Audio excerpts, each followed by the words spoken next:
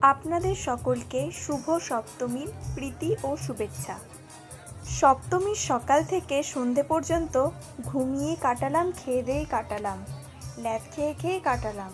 কিন্তু ওই একটাই সমস্যা, সারাদিন ল্যাদ খেতে দেখে বাড়ির বাকি সদস্যরা বলছে, যা এবার একটু বেরো, ঘুরতে যা, সন্ধে হয়ে গেছে যে। কি আর করব, নিজের ইচ্ছে না থাকলেও বাড়ির সকলের মন রাখার জন্য, তাদের ফোর্সের জন্য আমাকে রেডি হয়ে বেরোতেই হলো। বাইরে যা গরম, পুজোতে ঘোরার একটাই সলিউশন, সেটা হলো বাইক, মোটর সাইকেল। এই গরমে মণ্ডপ দেখলাম তো ঠিকই, কিন্তু সব থেকে বেশি যেটা হয়েছে সেটা বাইকে গোল গোল করে ঘোরা।